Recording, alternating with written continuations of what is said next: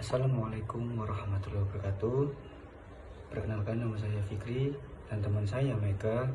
Kami dari kelompok 10 akan mempresentasikan tentang wewenang dan data master administrator atau kepala operasional.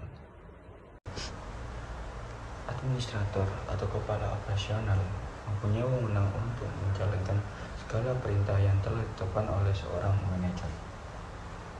Pada dasarnya, wewenang yang dimiliki administrator ataupun kepala operasional terkait dengan aktivitas yang dilakukan untuk menjalankan segala perintah yang telah ditetapkan oleh seorang pemimpin dalam memutuskan tugasnya agar dijalankan oleh seorang administrator.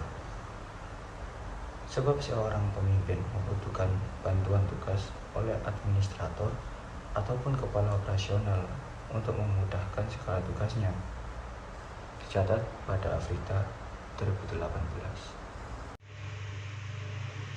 Wewenang administrator. Adapun wewenang dari kepala operasional atau administrator adalah sebagai berikut. Yang pertama yaitu melakukan pengawasan, evaluasi, perencanaan serta pengkoordinasian atas tugas-tugas pada unit kerja atau staf yang ada di bawah kepala operasional seperti customer service, back office, teller. 2. Melakukan pemeriksaan laporan keuangan atau cash flow harian. Yang ketiga yaitu melakukan pemeriksaan buku besar tiap akhir bulan. Yang keempat yaitu melakukan pemeriksaan laporan keuangan bulanan sebelum dilaporkan pada bank sentral. 5. Bertanggung jawab atas pemeriksaan kegiatan operasional harian perbankan seperti pembukaan atau penutupan rekening, deposito, simpanan perbankan lainnya, serta menyimpan dan meregistrasi penggunaan cek. Yang keenam, menyampaikan rekomendasi atau usulan atas pengeluaran biaya operasional setiap harinya yang disetujui direksi. Yang ketujuh, bertanggung jawab dan menandatangani laporan operasional rutin yang bersifat internal. Yang kedelapan, melaporkan kegiatan operasional perbankan setiap hari kepada pemimpin cabang. 9. Melakukan kontrol administrasi dan dokumentasi file yang berhubungan dengan kegiatan pelayanan, kegiatan umum, SDM kantor cabang, dana pihak ketiga atau jasa lainnya. Yang ke-10, bertanggung jawab atas pemeriksaan setiap transaksi setoran pada kas masuk dan kas keluar, administrasi serta saldo transaksi bank. Yang 11, bertanggung jawab atas penyimpanan fisik uang kas pada bank kas yang telah tersedia. Yang 12, melakukan update atau pembaruan data dan identitas nasabah. Yang ke-13 adalah bertanggung jawab atas penyimpanan kegunaan kredit pada brankas yang telah tersedia dan bertanggung jawab atas pemeriksaan kas opname harian, kas dropping, dan kas kecil. Yang ke-14 bertanggung jawab atas pembuatan data penutupan rekening, tabungan, serta berita acara permusahan biliet deposito rusak dengan persetujuan Dewan Direksi. Dalam Master Administrator. Dalam administrator yang bertugas dalam mempengaruhi hal administrasi pada sebuah objek pembayaran, Master Data Administrator merupakan objek data yang mengurus dalam bidang analisis informasi penting mengenai sebuah produk, laporan rekening, laporan pelanggan, dan laporan karyawan. Hal ini mempengaruhi dalam jangka pendek maupun jangka panjang. Dengan adanya hal tersebut, bertujuan untuk meningkatkan kualitas data, meningkatkan keunggulan kompetitif, dan pengelolaan dalam memenuhi standar. Aspek tersebut sangat penting dalam mengambil keputusan yang akan dibuat sesuai kondisi yang terjadi. Contoh kasus dalam proses transaksi keuangan pada mini bank dalam bentuk diagram. 1. Input antara lain data nasabah, tabungan umum. Berikut adalah salah satu contoh gambar dari proses pengambilan dan pembuka. Lalu yang kedua, proses antara nasabah untuk buka tabungan, pembayaran suku bunga, tabungan dan proses pengambilan tabungan, serta apabila dibutuhkan nasabah, juga proses penutupan saldo tabungan. Yang ketiga, dalam proses ketiga ini adalah penyajian laporan yang berkenaan dengan data tabungan, baik pembukaan maupun penutupan, yang semuanya juga disertai laporan berbagai tunggakan pembayaran. Tulis dalam Septiansari, Frilia, Wulandari, Sriharyani, Eko Santoso pada tahun 2016. Hasil perencanaan sistem. Dalam konteks diagram adalah diagram yang paling penting dan paling utama dalam data pada suatu sistem. Terdapat 3 pada gambar. Pada diagram pada minibank, diantaranya adalah karyawan. Yang kedua siswa, kemudian yang terakhir adalah admin di minibank tersebut.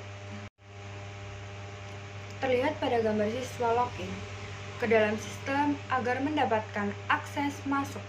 Dilakukan berkaitan dengan pembayaran baik jatuh tempo maupun pembayaran yang berkaitan dengan tunggakan. Dalam proses tabungan ini, kita juga dapat memperoleh data mengenai besar tabungannya, suku bunga, dan besar saldo tabungan. Untuk data master, tabungan nasabah juga menghimpun data yang berkaitan dengan nomor, nama, dan alamat nasabah, serta berbagai transaksi tabungan. Pada gambar flower diagram level 0 merupakan proses yang paling penting. Proses ini juga berkaitan dengan proses perawatan maintenance. Pada daster nasabah berkaitan dengan jumlah setoran masuk tabungan, suku bunga, dan transaksi harian. Ujung berkenaan dengan laporan keuangan perusahaan. Terdapat studi kasus yang terkait dengan penjelasan sebelumnya, dan sumbernya saya dapatkan dari internet.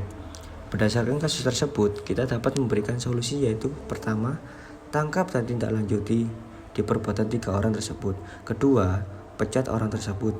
Ketiga, cabut verifikasi profesi IT dan cabut juga label PNS yang melekat pada 3 orang tersebut. Untuk mencegah agar kasus ini tidak terjadi lagi, maka hal yang dapat dilakukan yaitu sebaiknya selidiki lagi seberapa jauh karyawan dapat mengakses setiap database yang ada di kantor pajak tersebut. Kedua, adakan audit sistem teknologi informasi atau AIP. Ketiga, yaitu dengan cara meningkatkan intensitas pegawai. Keempat, agar mantan karyawan tidak dapat mengakses program, sebaiknya program tersebut selalu diperbarui. Lalu selanjutnya, terdapat keterikatan antara jurnal dan sebuah topik yang kita bahas. Pada jurnal yang berjudul Analisis Database pada Informasi Sistem Simpan Pinjam. Sumber ini dari jurnal Ekspor STMIK Mataram Volume 7 nomor 2 tahun 2017 Universitas Janapatra. Disebutkan bahwa data atau informasi itu semakin hari semakin meningkat jumlah dan ukurannya, sehingga perlu menggunakan sebuah media penyimpanan yang memiliki ukuran kapasitas yang besar, sehingga data tersebut dapat tersimpan dan terjaga kerahasiaannya. Teknologi yang digunakan untuk mengolah dan menyimpan data atau informasi yang dianggap penting tersebut dapat menggunakan sebuah teknologi database. Baik, kita telah sampai di penghujung materi dan disimpulkan bahwa seorang administrator mempunyai wewenang dalam membantu kepala cabang dalam hal pengawasan evaluasi serta pengordinir karyawan yang ada di bawahannya sehingga karyawan tersebut dapat menjalankan tugasnya sesuai dengan fungsi masing-masing. Sedangkan data master administrator mempunyai tugas yaitu mengolah dan menyimpan data perusahaan menggunakan sebuah software atau perangkat lunak, sehingga mampu memelihara dan menjaga kualitas keamanan data suatu perusahaan. Berikut adalah salah satu contoh video praktek yang terkait dengan pembahasan sebelumnya.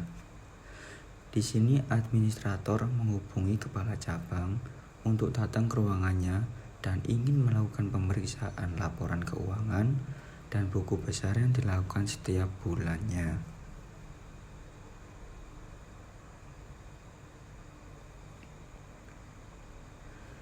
Sebelum diperiksa, kepala cabang mengecek terlebih dahulu datanya apakah sudah benar atau belum.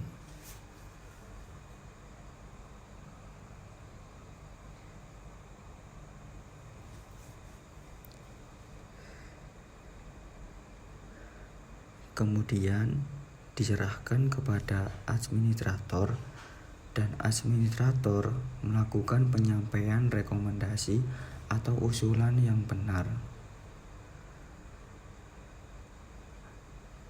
Lalu bertanggung jawab dan menandatangani laporan operasional tersebut. Sekian dan terima kasih.